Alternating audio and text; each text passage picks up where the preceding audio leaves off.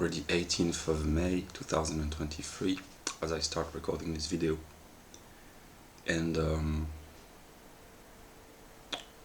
I intend to talk about paganism.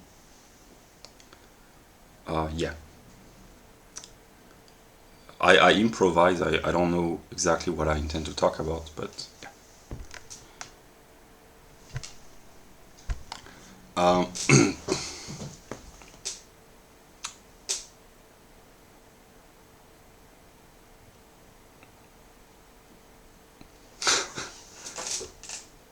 What is happening in the modern world, in the 21st century, what has been happening over the past many decades, one might say, is the erasure of Europeans, basically.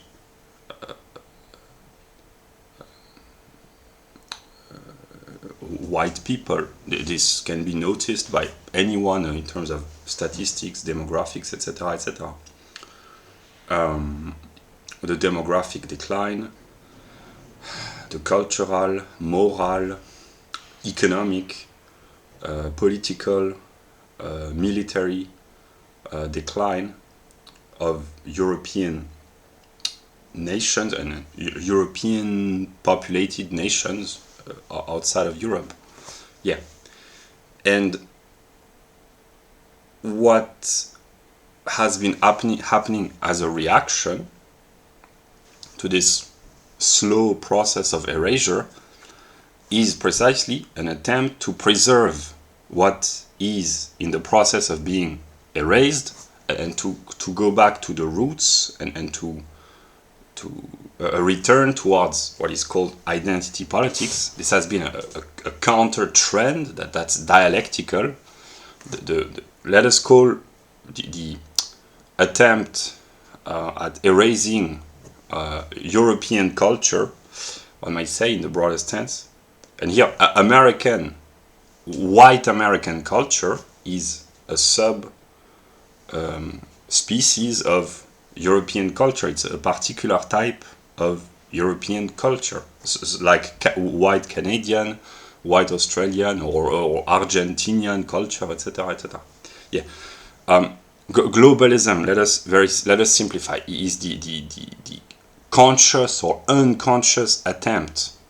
Conscious when it is politicized, unconscious when it is simply uniformization through commodification and consumption and entertainment, that when it's the choice, in a way, of consumers who uniformize their behavior. That's unconscious globalization. When it is politically implemented, that's conscious globalization. So let us call the process of erasure globalism, or globalization and globalism. And the counter reaction, the dialectical reaction, is an attempt to preserve what is being erased, or to return, to rediscover, to recover, and to rediscover. Then it depends on the generations, because there are people who have been fighting intellectually or politically for many decades to protect either Europeans or the particular European nations. In every country there have been conservatives or right-wingers or intellectuals on the right who have protected or tried to protect and to counterbalance this process of erasure, one might say. Yeah, so there is, especially with the advent of the internet and the modern means of communication, where information can circulate very easily and very freely and very fast, and offers an alternative to the traditional means of spreading knowledge, academia, politics, the media. Europeans, here it means anthropological Europeans, are returning to their roots, and it takes various shapes, various forms. It's a process, because precisely they don't know who they are. Samuel Huntington wrote a famous book, Who Are We? Europeans, yeah, it means, when I say European, if I do not specify, it means white people. They and anthropological Europeans. They don't know who they are because they have been erased, one might say. They have either lost themselves or they have been deceived or brainwashed. So they are in a process of trying to unconsciously or consciously trying to discover or to rediscover who they are, and they cling to various identities. They categorize themselves in order to find a sense of self. It can be political, the feminist, the vegan, the woke people. That's an attempt, a psychological need to find balance, or the conservative, or the libertarians, or the nationalist, or the whatever human beings. They need to or Christians, they need to find a category to find stability. But there are various levels of how should I explain this? Some people, they just stumble upon one category that they think enables them to find stability, psychological connection with others, so they just become members of whatever trend. This is the case mostly of the leftist view, vegan, woke, cosmopolitan, whatever. And there are those whose categorization, self-categorization, is more thoroughly thought through. Usually these are people on the right. Usually the process of growing up consists in switching from left to right. The reverse is kind of rare. You can go on a leftward path, but once you have really been on the radical right, because you say, okay, it's a little bit excessive, so go back to the center. But usually the process is you are a leftist when you are a teenager, a young adult, and then when you grow up you become a right-winger. Usually it's either you remain a leftist, but if you change, usually it's from left to right, not the other way around. Yeah. So yeah, all humans, they need to categorize themselves in order to have a sense of individual self, but also collective self. Who do I identify with? Who do I relate to? Etc. Etc. It's the condition of sanity on an individual level and on a collective level. The humans, they need psychological balance and social balance in the sense of connections, which enable them to interact with others in a peaceful and harmonious way, and it functions with affinity most of the time. It can be cultural, religious, economic, in terms of entertainment, or yeah. So the major trend of the second half of the 20th century and the early decades of the 21st century is the demographic and cultural, etc., erasure of Europeans, which is, whether you are European or not, it's a major trend for anyone interested in understanding the world and world politics. The fact that the people who has founded modernity over the past 500 years, whoever you are and whatever you might think about the past 500 years in the history of the world, you cannot deny that Europeans have played a significant, a tremendous, and immensely important role in shaping modernity. Yeah, the modernity, for the good or the bad aspect, is a product of Europeans, and in the aspects, maybe it has to be reminded of that, but there is an eightfold increase of world population over the course of broadly 200 years, from broadly 1 billion to 8 billion over the past more or less 200 years. The world population has been multiplied by approximately 7 or 8, and the life expectancy has more or less doubled. The level of economic wealth has been multiplied by enormously in most regions of the world, and this is a consequence, either direct or indirect, of all the technological, scientific, medical innovations brought forth by overwhelmingly Europeans. Yeah. So from a strictly neutral perspective, to acknowledge that the modern world is the product, directly or indirectly, of overwhelmingly Europeans, not all of them, obviously, but of Europeans, of European individuals produced, influenced by European societies. These are the geniuses in science, politics, art, religion. I mean, geniuses, I don't know, but someone like Martin Luther and the Protestant, these are reformers. They are not strictly speaking geniuses as such, but they are religious reformers, yeah, of a very long-lasting, very important impact. So the important men who have shaped the world over the past 500 years, of course, these are individuals, but they are partly the product of a certain set of institutions which can favor or incentivize or disincentivize the emergence of geniuses. And usually the Anglo-Saxon institutions, they tend to favor these kind of individuals. Yeah.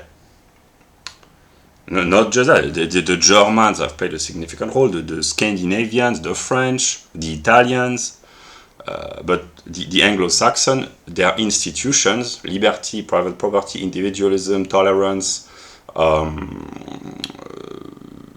they tend to limited government, balance of power, mobility, meritocracy, etc. At least that's the ideal. It tends to encourage, to favor, to incentivize the flourishing of human accomplishment.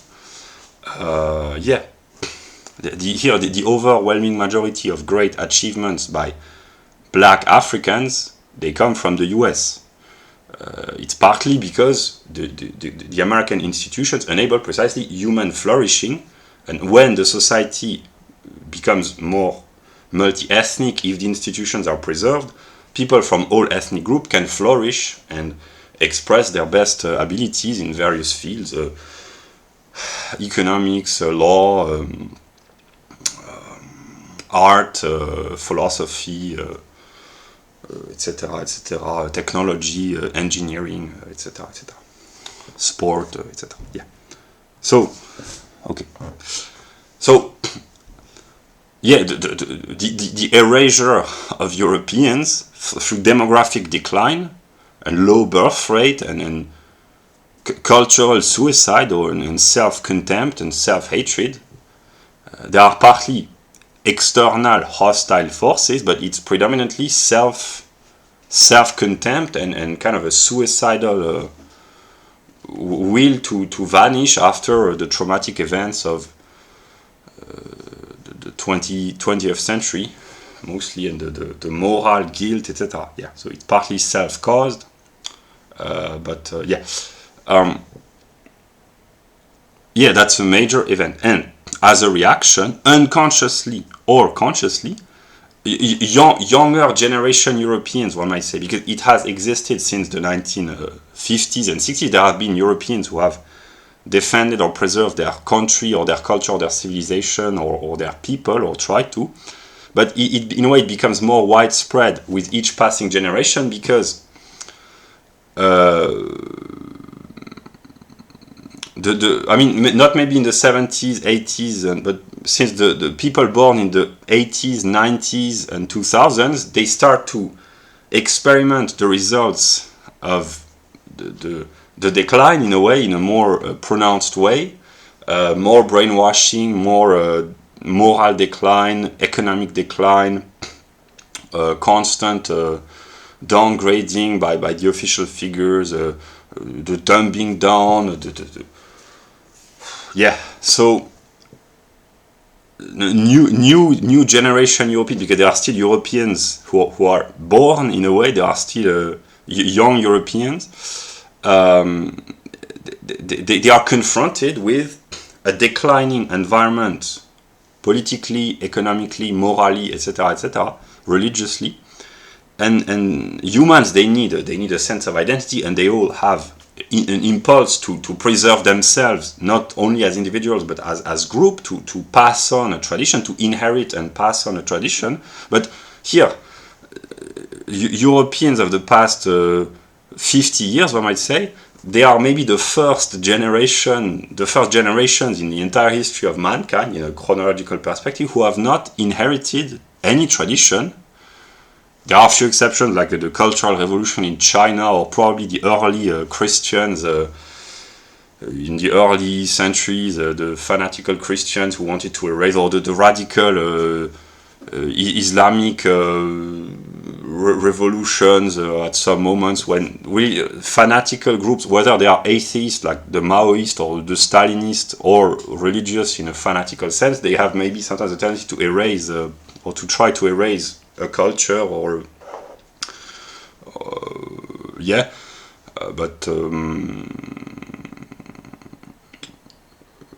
so it has existed, but here with Europeans over the past few decades, it has become structural and in a way non-violent directly. So in a way, it's more efficient because it's more pervasive and more.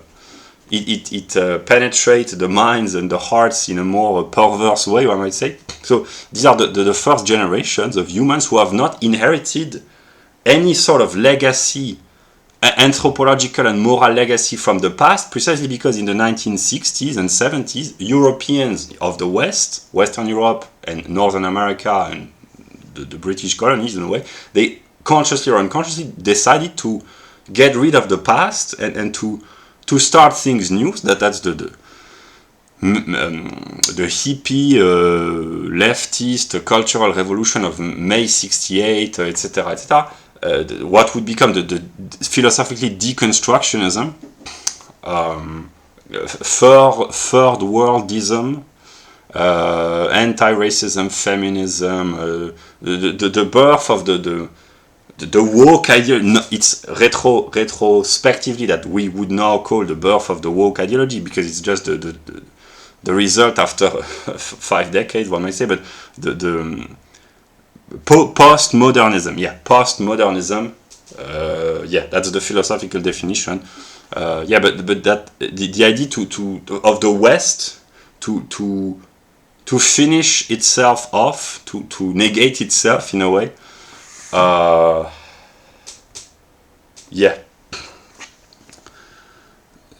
So the newer generations here, it's not very accurate. I have no statistics to back this up, but let us simplify. The people born in the 50s, 60s, 70s, they were in this mood of let's get rid of the past, and those born in the 80s, 90s, and 2000s, they are experimenting, like I said, the results of this attempt at self-negation. And when life is difficult in terms of insecurity, unemployment, decline, degeneracy, decadence, etc., they tend to try to preserve. But what ought to be preserved? That's a question, because precisely their culture, their anthropological, moral, cultural legacy has been erased on a collective scale, and precisely those who are interested in preserving anything at all, they go on a quest to ask themselves, but what is worth preserving, what is worth passing on, what is important, and they tend to search references, and this movement is what gives rise to paganism, precisely because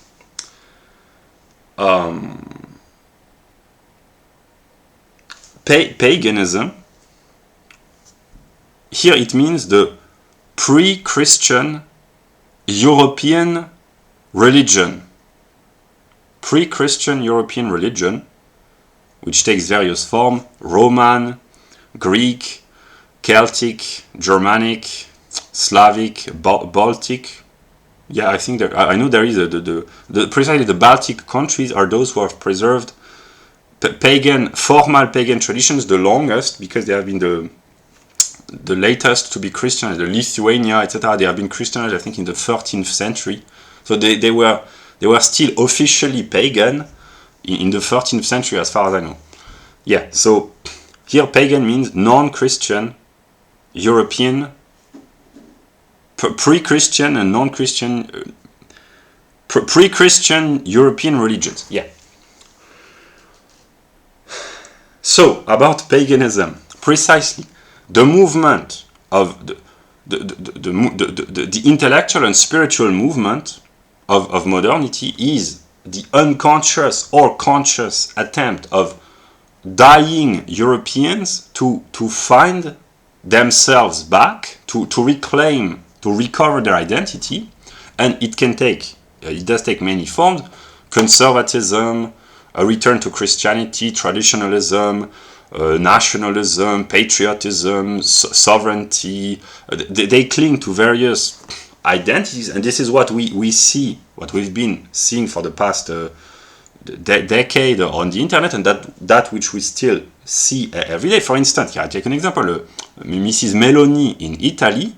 That's an attempt of the Italian to try to preserve their dying country, and they turn towards I'm not interested in politics, but that's just a symptom of the same goes for, of course, the Brexit, Trump, the populist party, etc. These are dying countries, dying peoples, dying civilization who try to cling to resist obliteration and erasure. Yeah. Here, these are the political forms as they have existed over the past decade, one might say, or couple of decades, because there was already the far right in France with Jean-Marie Le Pen in 2022, etc. So Europeans have been completely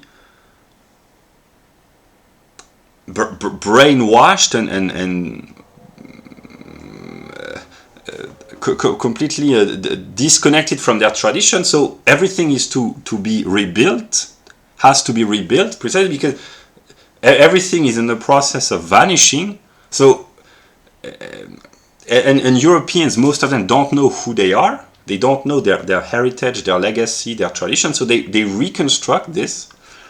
And I was watching a video by Scarlett Ravenswood. I often watch Mrs. Ravenswood. And in a way, there is what I call formal paganism. So these are predominantly Europeans, not only, but predominantly Europeans who are interested in really the formal aspect of the past traditions. Today that would be Wicca, what do they call this? Pagan reconstructionist, folklore,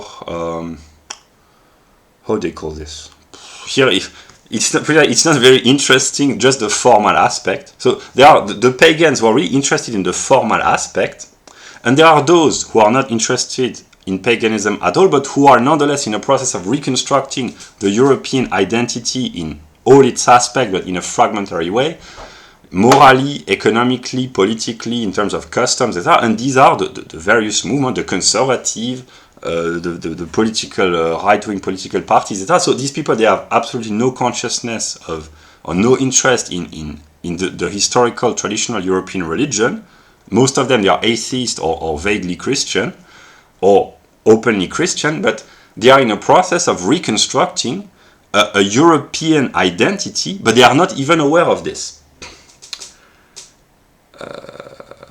So there are those who have the content without the form. These are the traditionalist, conservative, patriot, nationalist people.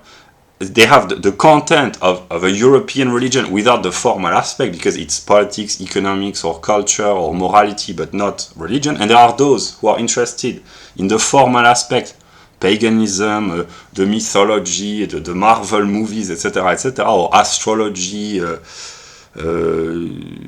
tarot, etc. But they are not, most of the time, they are not interested in the content of having a functioning community of Europeans. So, yeah.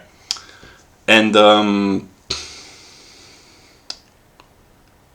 the people who are spiritual that I have encountered on my path, a lot of them, precisely, they unite both. They are people who are interested in the mythological, religious aspect of paganism, but they have the awareness of the identity of Europeans in all its aspects, in a way. yeah. And here I will talk briefly about Catholicism and Protestantism, because I know how intelligent, most of the time, intelligent Europeans think about these two religions when they are opposed to Christianity. There are those who criticize Protestantism that they associate with money, not materialism, but money, capitalism, banking, and the Jews, and individualism, and partly materialism, and Abrahamic return of Abrahamic domination, and so there are the anti-Protestant pagans who criticize Protestantism precisely for the aforementioned reason, and there are also the anti-Catholic pagans, and they criticize the Catholic Church before the Renaissance and before the Reformation, because for them that was precisely a totalitarian, centralized, manipulative priesthood in a way. So here I understand how they think. Those who criticize, here I'm talking about pagans, modern pagans, right wing. Those who criticize Protestantism, they idealize the Middle Ages, which were Catholic. The Catholic Church was the only official Christian power in Europe. There were, of course, sects and heresies, etc., but there was not yet the Protestant Reformation, obviously. So Catholicism was just Christianity with the various aspects, the different modes of practicing Christianity, etc., but there was just Catholicism before Martin Luther, although there were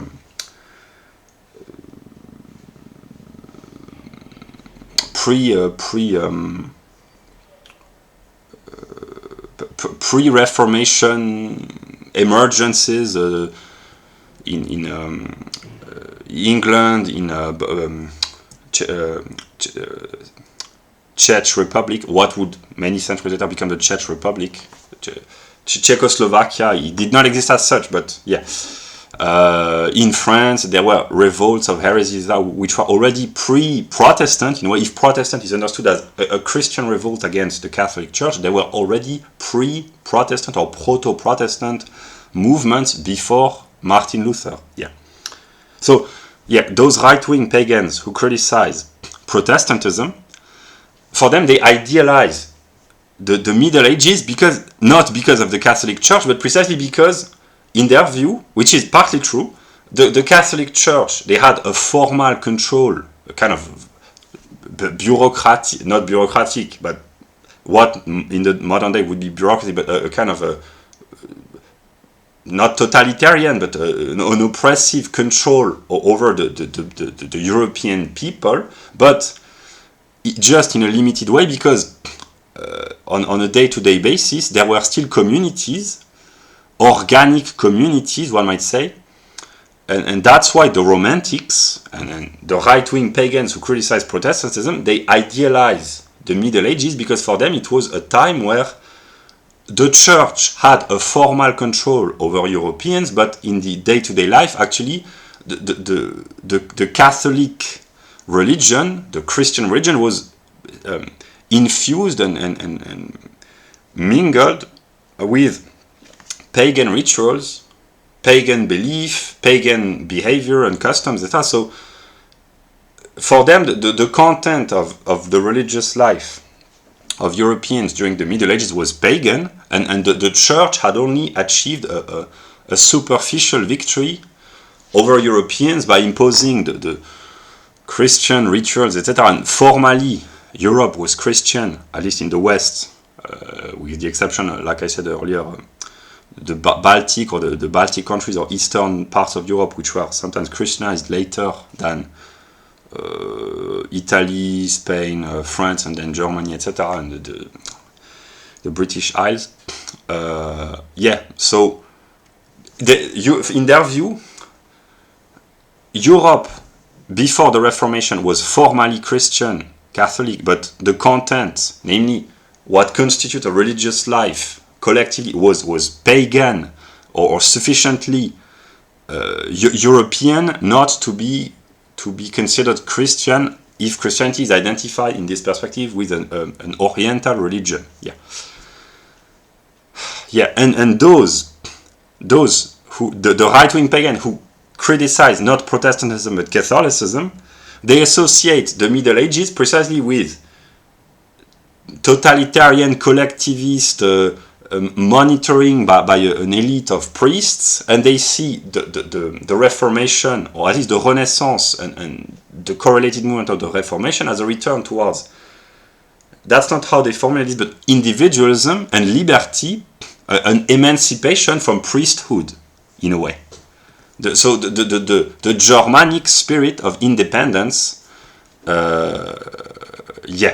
so there are the two opposing views coming from the same group, self-identified right-wing pagans, and both are kind of true, because the good, from a European perspective, the good aspect of pre-Reformation Catholic Europe was the customs and the daily, I mean not the daily life, but the collective life, which was still organic. Here I simplify. It was organic because it was kind of very poor and people, they had to help one another and they live in closely knit communities. It was rural.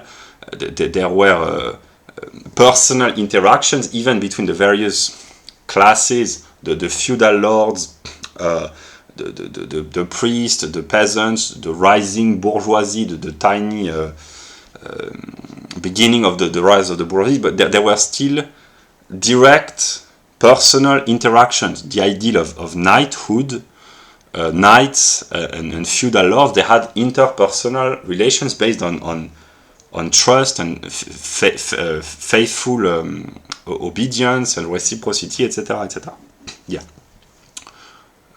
The chivalrous ideal, and it gave rise, in terms of male and female relationship, with the idea of chivalrous romance and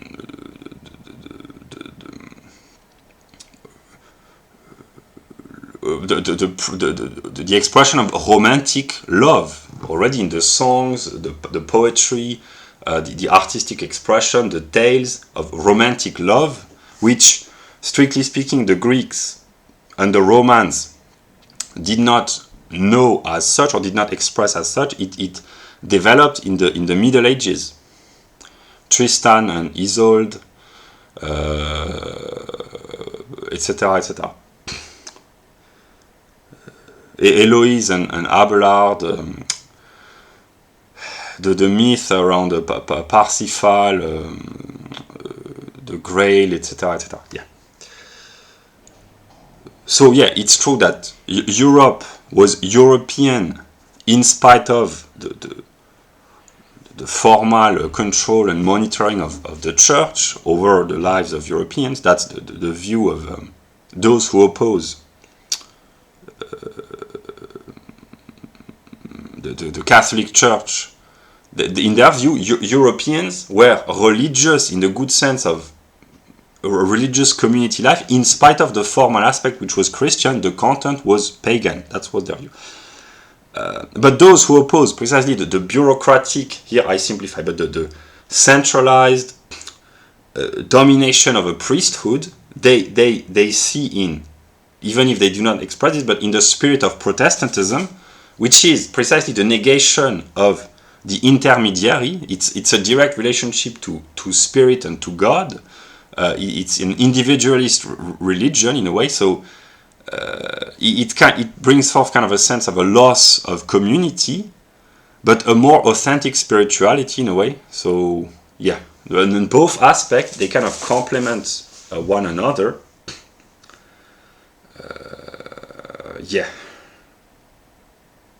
I simplify here really to the utmost, and it's almost a caricature, so it doesn't have to be taken too seriously, but basically Catholicism is more collectivist, Protestantism is more individualist. I simplify. precisely for the reason that in Catholicism the priests are supposed to organize the community and the community has to obey the Pope, whereas the Protestant, they say F word to the church. It's personal relationship to God for the believers, and encouragement to directly study the text, maybe the Bible. So it has an incentive to promote knowledge and an inner quest, etc. Yeah.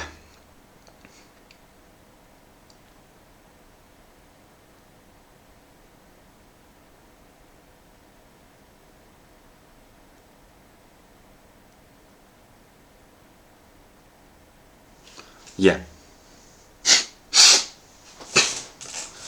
And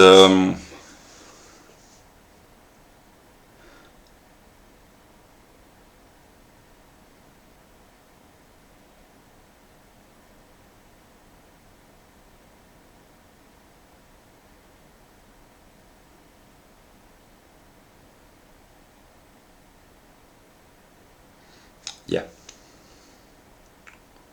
That's why there are pagans who are friends, not in a psychological sense, but who are friendly towards traditional Catholics, because they kind of say, okay, the formal aspect was different, but the content was kind of the same, a collective life, a healthy collective life for Europeans. That's why some pagans, they are friendly towards Catholics.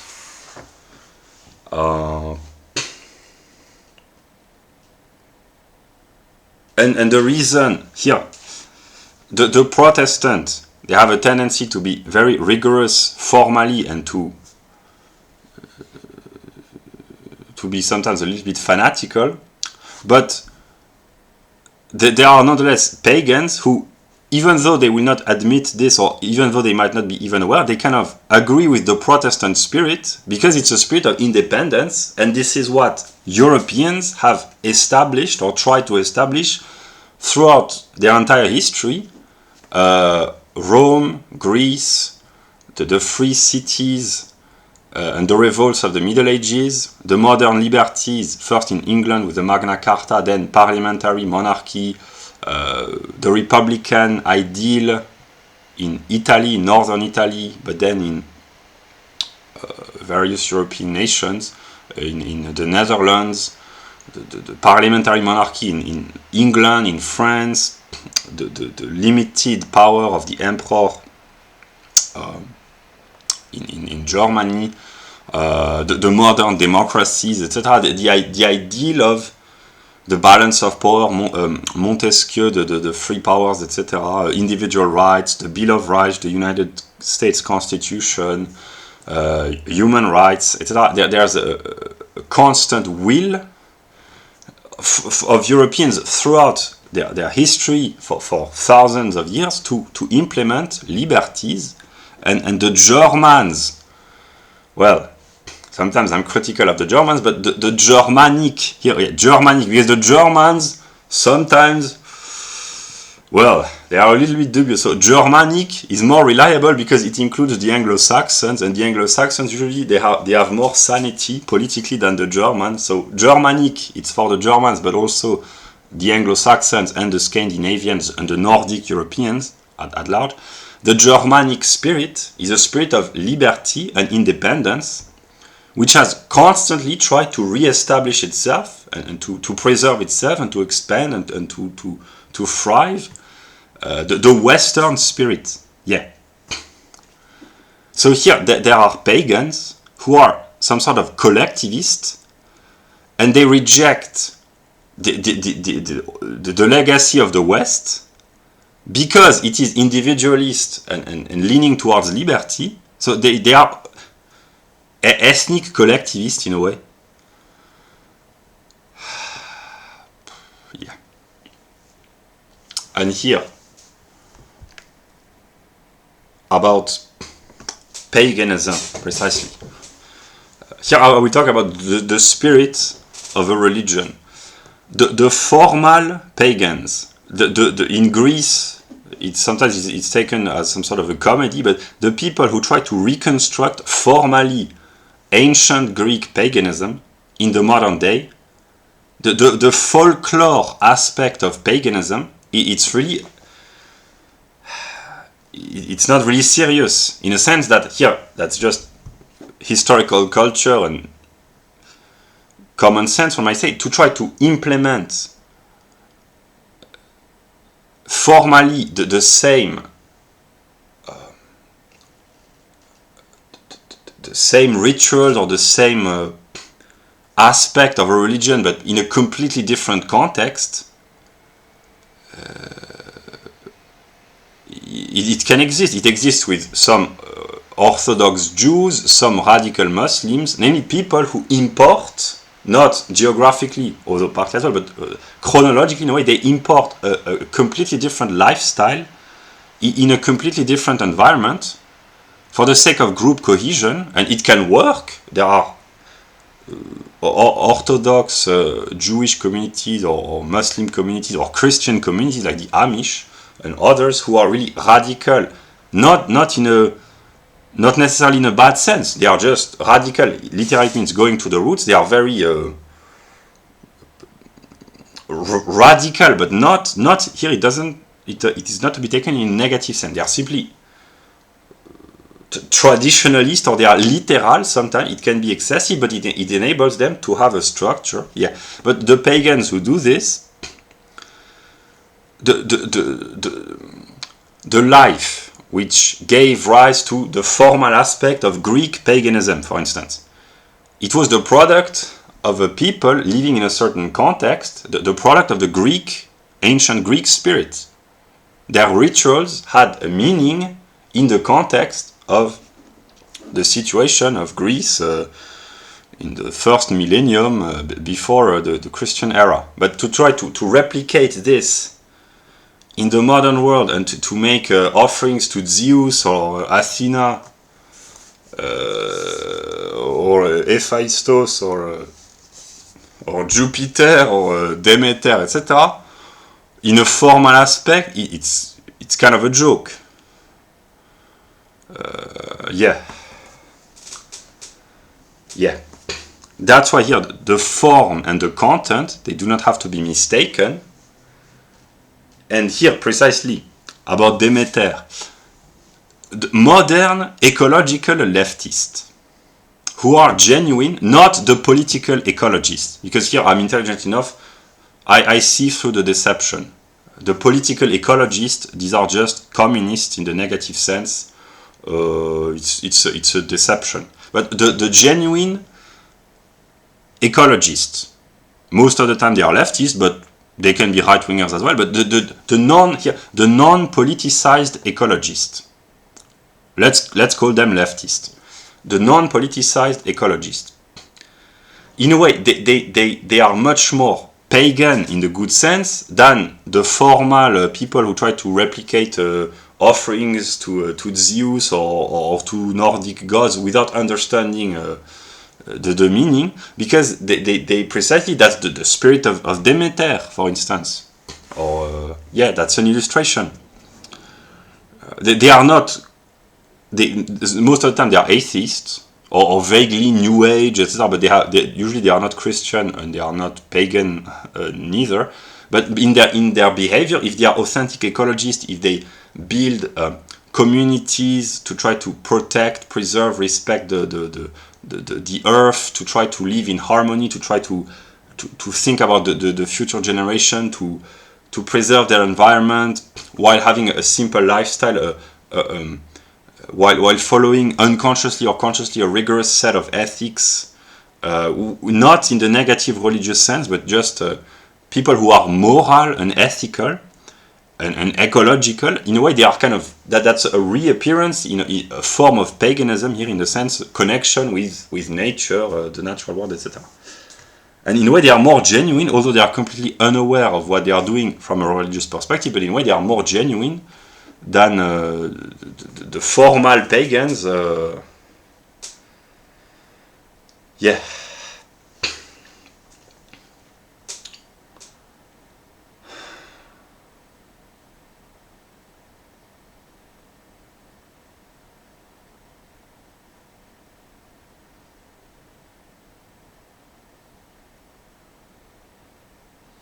And here, formalism is a problem because words, there is a distinction between words and terms, or words or words and ID. There are the words, which are just sounds or written signs, and there are the ideas that they are supposed to convey. But if the words are not defined, it's very easy to deceive or to get deceived or to misinterpret.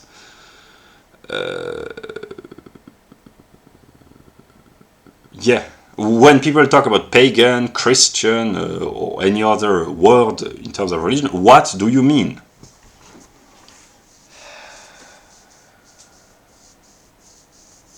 Yeah.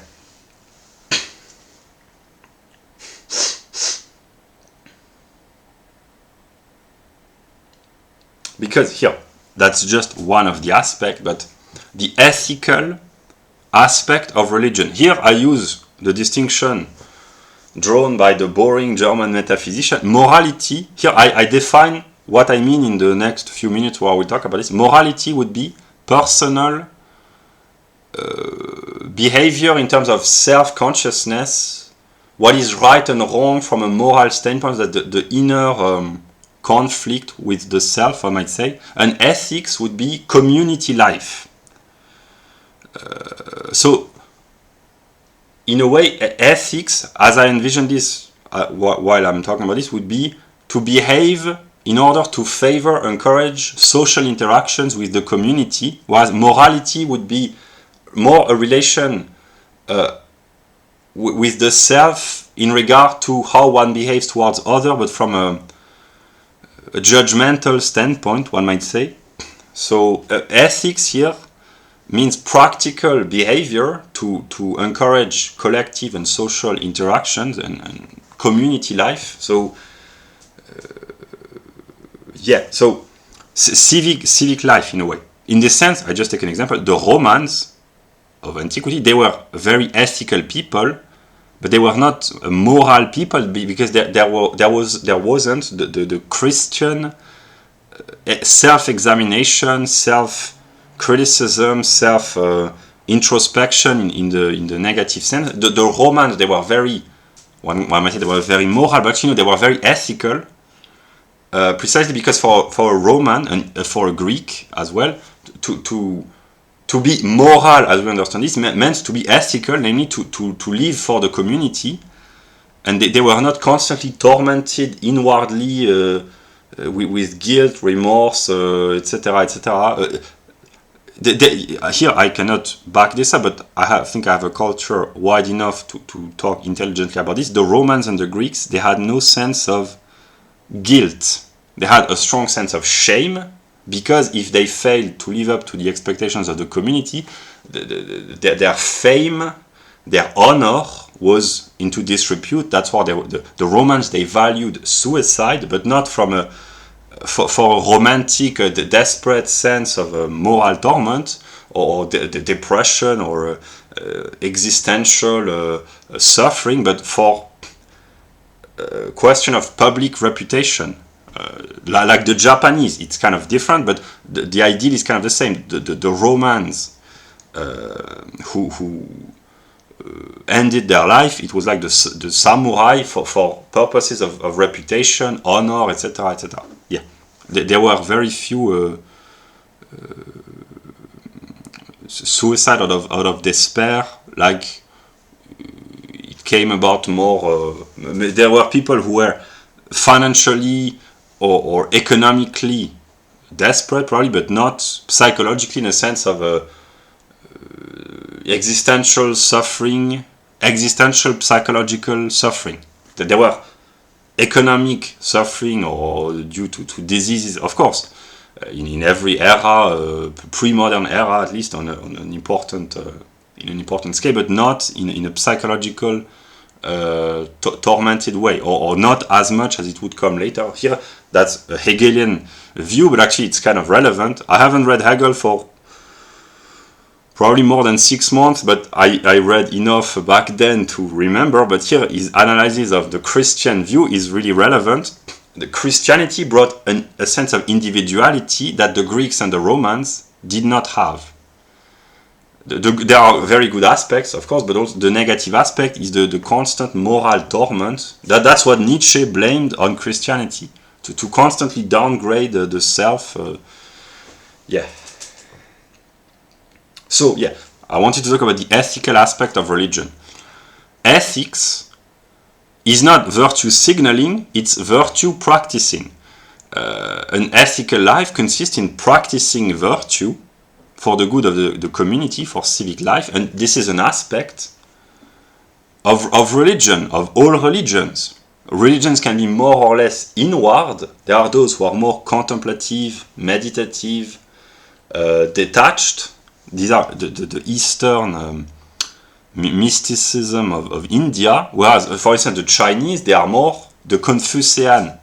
It's not really a religion, but the Confucian ethics, precisely, that's a code of ethics well suited for the Chinese people historically, which has brought about great fruits and great benefits in terms of stability and prosperity, not just in terms of economics, but of prosperity in terms of social prosperity, not just economic, but social in the sense of harmonious relations until, well, the communist, but China has had tremendous stability over centuries and millennia before the event of the 20th century, and the 19th already, but before modernity, they have been very stable, because precisely the Confucian ethics was very efficient in stabilizing and giving order and stability and balance and what I call social prosperity. Whereas the Indians, sometimes they are more mystical. So that would be the ethical aspect. So religions, with the few exceptions, like I said, of the contemplative, mystical aspect, which existed in Christian Middle Ages, the lonely men who isolated themselves to contemplate, etc. But otherwise, there is an ethical aspect in most religions: Islam, Christianity, the Jewish religion, the Chinese Confucian ethics, etc. There is a code of behavior on a collective level. So in ethics, there is no reward and punishment for the soul in the afterlife or whatever. It's a reward and punishment in terms of social interactions, fame, prestige, reputation, if one behaves well, for the community, in a way.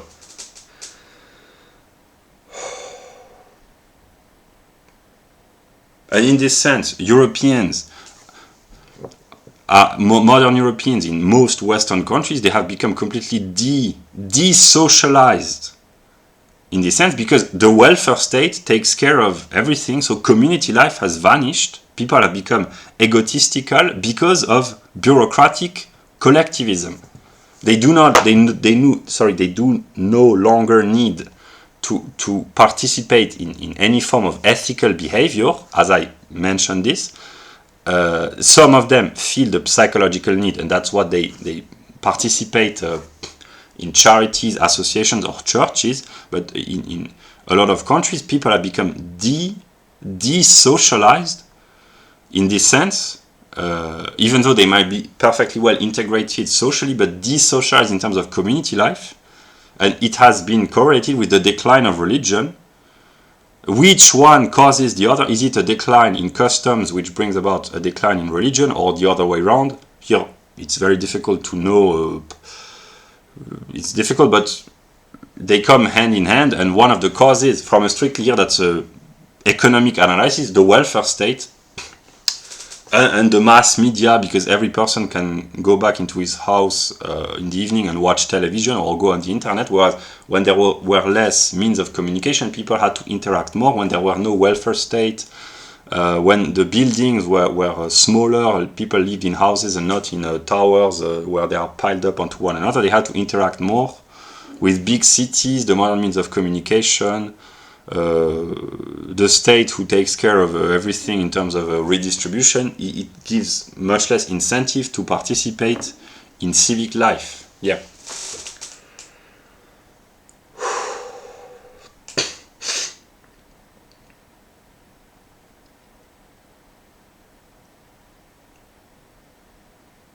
And the modern pagans who consciously try to reconstruct or to rediscover the European heritage, legacy, they often complain about their loneliness and their isolation, precisely because these are people who have access to the historical, cultural, mythological, spiritual knowledge about paganism, but it completely misses the collective, here it's in a good sense, the collective aspect of social interactions.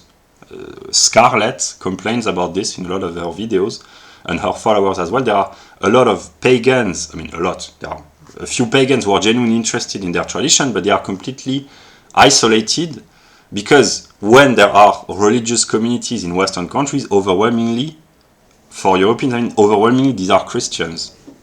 Or New Age maybe, but no, Christians most of the time. So yeah. And when there are pagan communities, either it's completely formal and kind of a joke, or it's serious, but these are right-wing people. So usually these are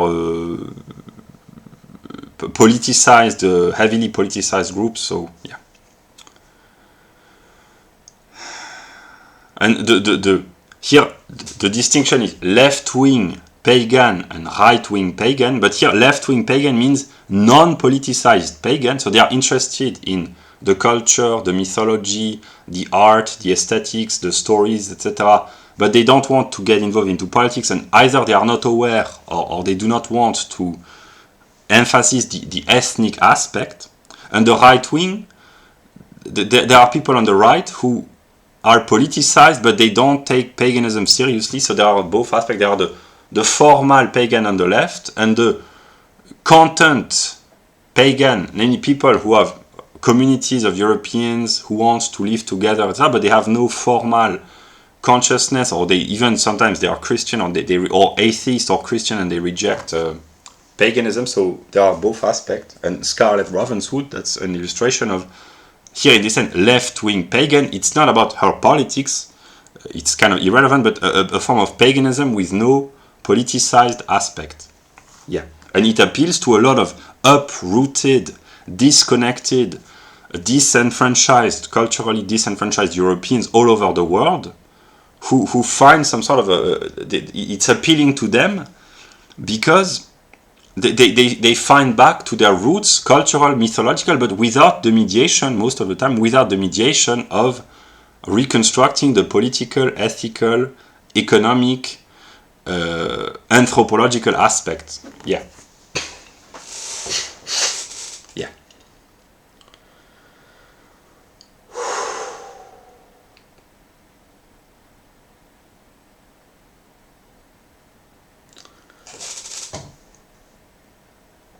Maybe so at some moment people will ask or will wonder, but this guy, he seems to know a lot about the pagan religion. Who is he?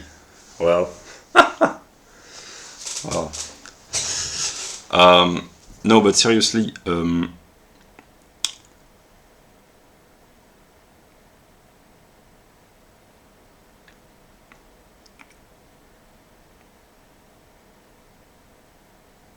this is what has been happening. It's the unconscious or sometimes conscious reconstruction of the European identity, but because I'm a Hegelian, the truth is the totality, all the aspects, etc., etc., all the fragments, the pieces, they have to be reconnected.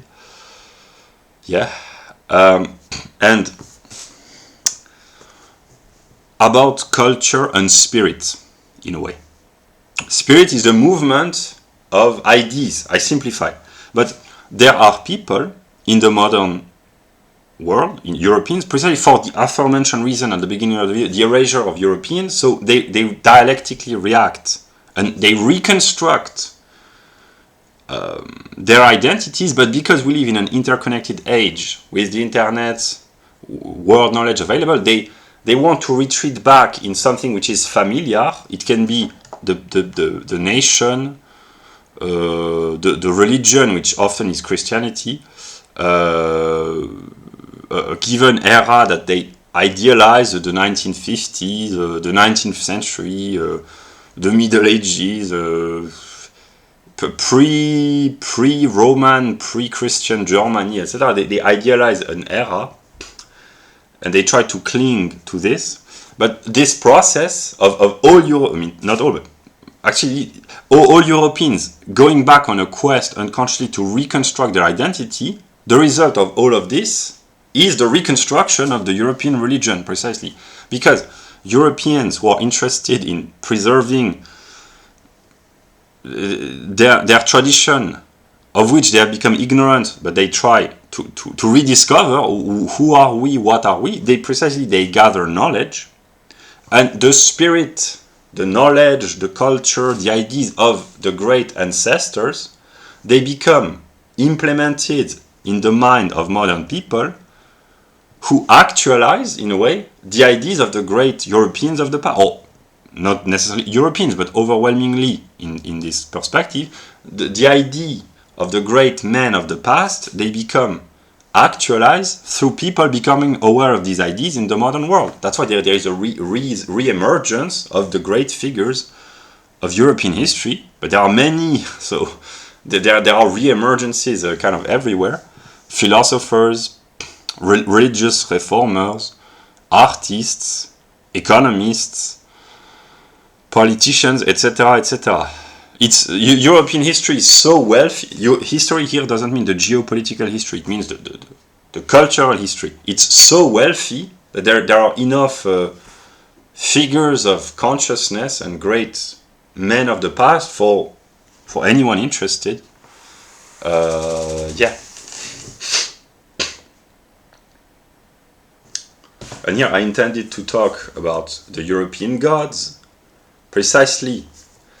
The gods of the various mythologies and pantheons, they are embodiments, representations of archetypes of the psyche or the mind. This is Aphrodite, and this was Athena. The Greeks, they were not dumb. Probably here I make a remark, that's I think Francis Galton, the 19th century eugenicist, who said probably the Greeks of ancient Athens were the most intelligent people ever, because in order to produce all the great achievements that they produced with the very tiny limited population that they had, the average level of intelligence had to be significant. Yeah. And I ordered a book that I found the reference to in a book by Mr. Dutton about how Scotland or the Scots built the modern world. I don't know when I will receive this book, but I was glad to find a book which acknowledges the achievements of the Scots, because I'm not an expert, but I have enough culture to know that the Scots, they have really been great achievers. I don't know a lot about the empirical history of Scotland, but there are many great Scots who have brought tremendous inventions, discoveries to Great Britain, but to the world at large. So the Scots, really, they are really an exceptional people that we don't hear about often enough. Yeah, if I wanted to make a joke, I would say, the English, they stole all their ideas from the Scots. That's a joke. No, that's not true. But I know that the English and the Scots, for whatever reason, that here, as a continental European, as a cultural Frenchman, I don't understand, because for me, both are great. I don't understand why would they find ways to quarrel and to argue. I mean, I know, because historically geopolitics, yeah, but yeah.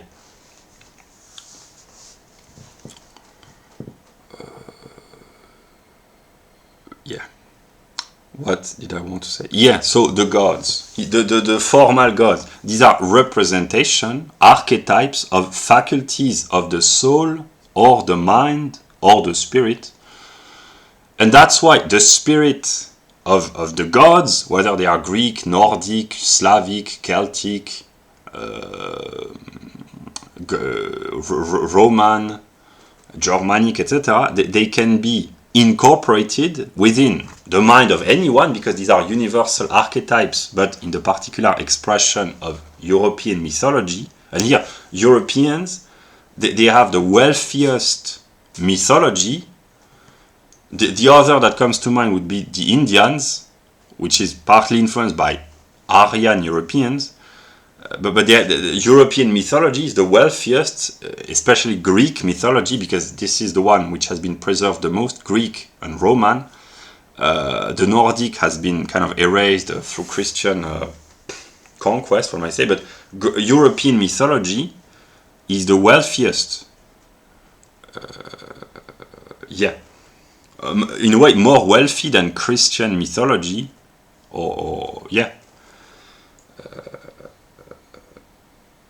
because it is polytheistic, whereas monotheistic religions, they have a tendency to focus everything on the one God and to forget the multiplicity of aspects, etc. Indian religion is very wealthy as well, but here, that's what the boring German metaphysician said, that it's kind of a little bit blurred and confused because it's so barocco, one might say. It's kind of excessive, a little bit confusing, but it's very wealthy nonetheless. In Europe, it's as wealthy or more wealthy while being more distinct and more clear in a way. And the Indians, they have a lot of imagination. It has to be praised. Great poetry, great mythology, etc. The Greeks and the Romans as well, they had great imagination and great poets, but in a way it's kind of more rational. And the archetypes that the figures of the classical Greek gods embody, these are universal determinations of the soul or the mind. Therefore, it applies to not only all Europeans, but to all humans eventually.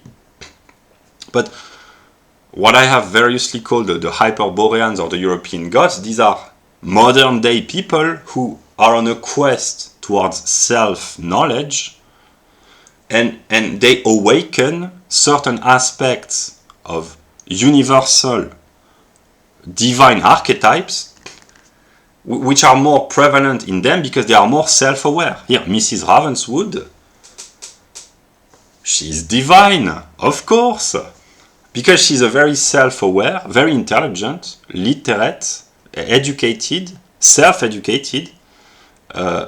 She's on a quest to acquire knowledge about herself and her legacy, but it's connected with the rest of the world. She's very intelligent, she has a very open mind. She has exceptional qualities as a woman, and she has had spiritual experiences. And here, I will conclude the video on this.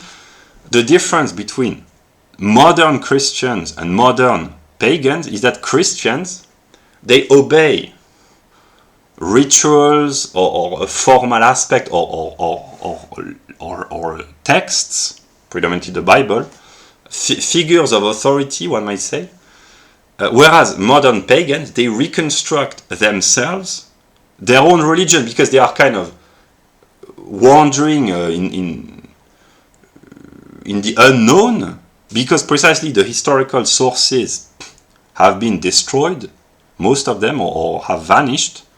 The few exceptions are precisely Greek and Roman mythology, but Nordic mythology, it's very vague because it has been kind of erased. So the self-reconstructing pagans, they have very few materials, literary texts, testimony to work with, so they have to reconstruct, to use archaeology and a few literary sources, but also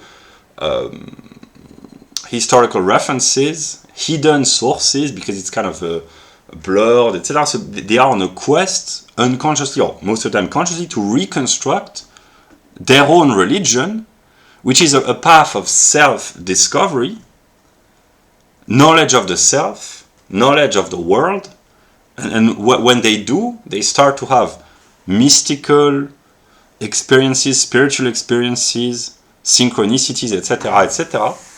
And yeah. And the reason why I do not talk about paganism very often, it's simply because paganism, in my view, it's not talking about the Vikings or the Germanic tribes before Rome or ancient Greece. Now, of course, it's important, but it's about the life of spirit, and it has to include the modern world and the modern process and the ethical aspect and community life, etc. How should I explain this? Paganism is the process of its own becoming, one might say, because here, that's my Hegelian view. Usually people, when they are interested in a topic, they see, not with their eyes, but with their mind. They see, with their eyes as well, but with their mind, they envision, they consider what they are interested in, but they do not consider all the other aspects, and they do not envision themselves being interested in what they talk about. Translated in ordinary language, they see the object of investigation, but they do not think about themselves thinking about the object. To illustrate, the modern revival of paganism, people who are interested in this, they see themselves, they are interested in the topics of Viking mythology, Nordic mythology, Greek mythology, etc., the European tradition, etc. But they do not become aware that precisely all over the world it is being made manifest through the internet. Europeans from sometimes Australia, Brazil sometimes, South Africa, Canada, the US, and continental Europe, they are in a process of becoming aware of their roots, of trying to regain what they are in the process of losing as a reaction. Yeah. This movement of consciousness is spiritual. Yeah.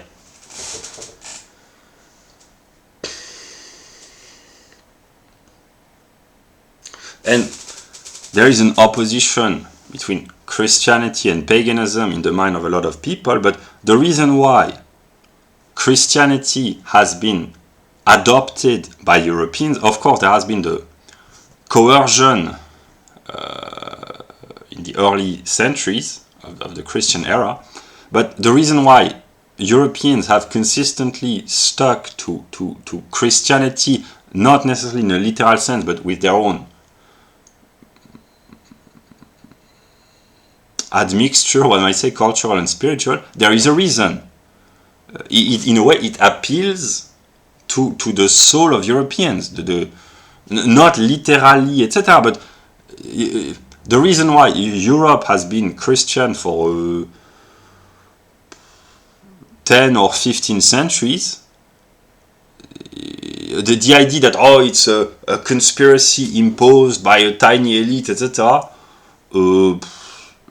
if Europeans have consistently remained true to variously with more or less intense manifestation of their faith or their religious life at various eras. There have been constant renewals, various sects within Christianity, within Protestantism, etc. But some of the core ideal or belief, they have remained kind of consistent. Yeah. And here, it's not the formal Christianity, it's simply, in a way, a manifestation of the European soul or the European spirit. Yeah. There is the formal aspect and there is the content, and a formally identical religion based on the same set of scriptures, whether Christian or Muslim or Indian or Buddhist or Jewish or whatever, if you impose this on very different population at very different times, etc., the content will be different. The Muslims of Indonesia and the Muslims Northern Africa and the Muslims of Russia and the Muslims of America, the black Muslims of America, they are very, very different. Like the various brands of Christianity, depending if it's white Christian or non-white Christian, it's different. And then depending if it's Orthodox, Catholic, Protestant, and the various denominations, it's kind of very different. So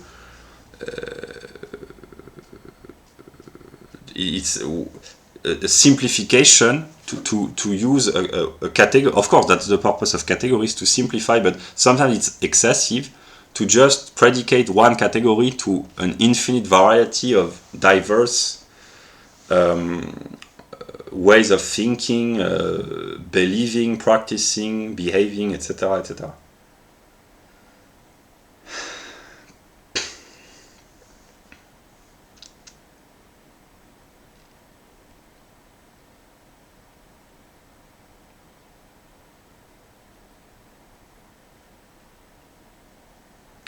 Yeah.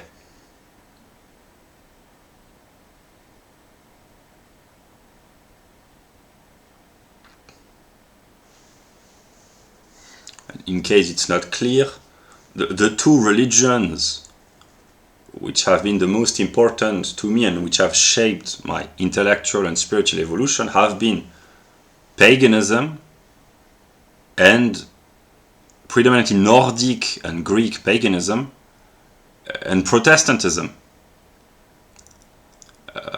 Yeah.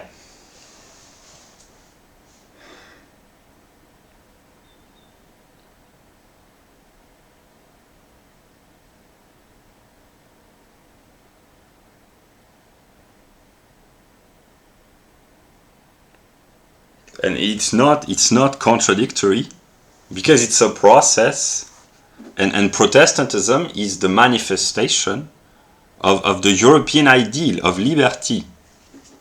Yeah.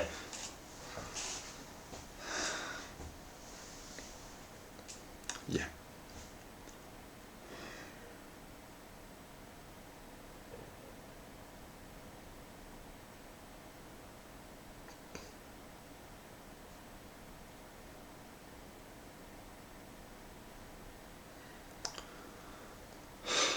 Yeah.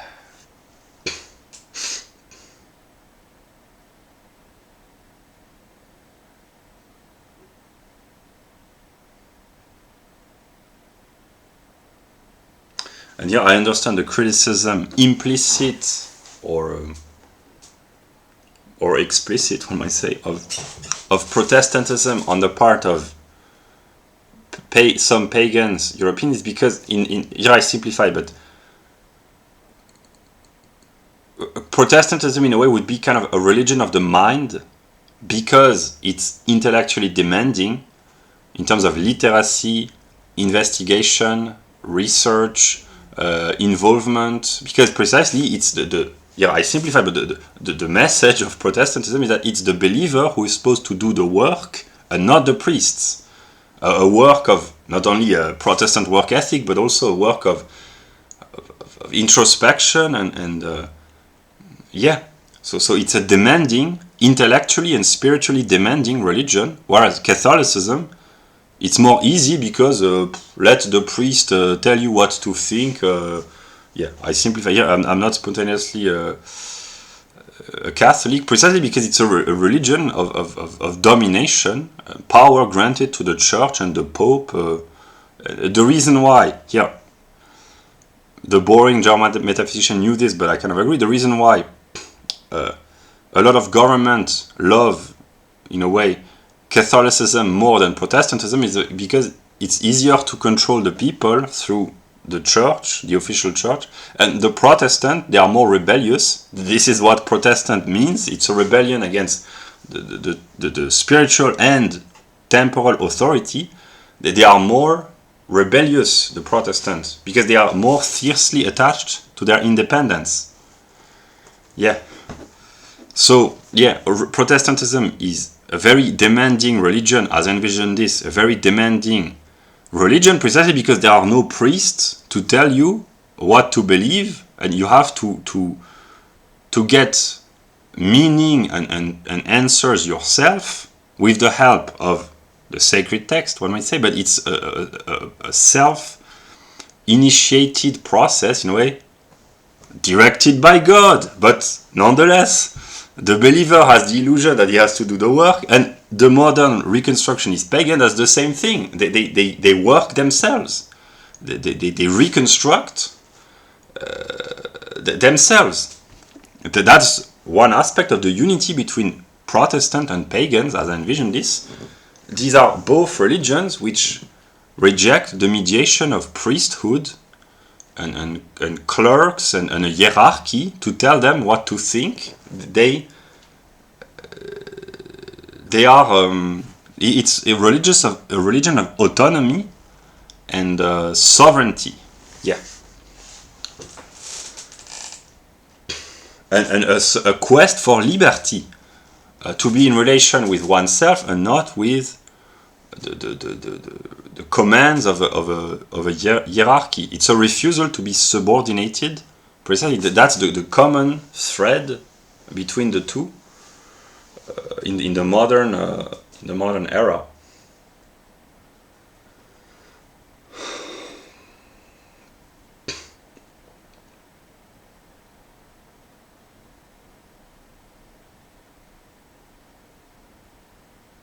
Yeah.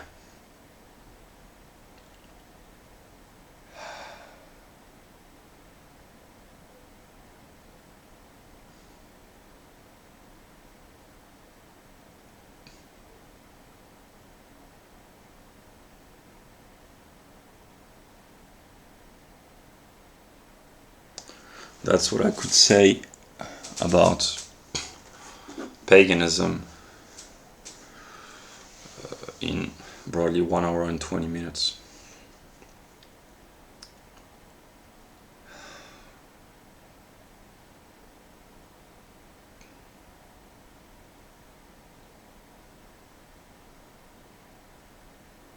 Yeah.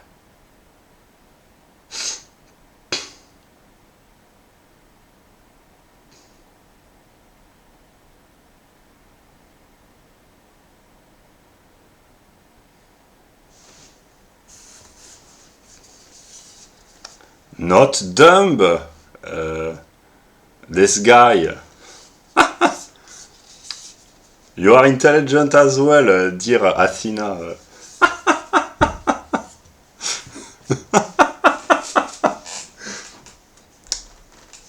Oh, he's hot, this guy. No, yeah, that's a joke. That's my imagination. The compliment from Athena, it was genuine. Aphrodite, no, I don't know. But you look good, dear Aphrodite. Yeah.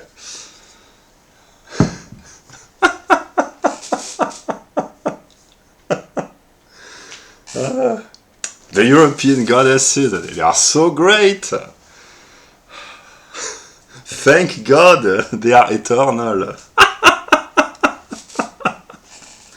I will conclude on this. Yeah.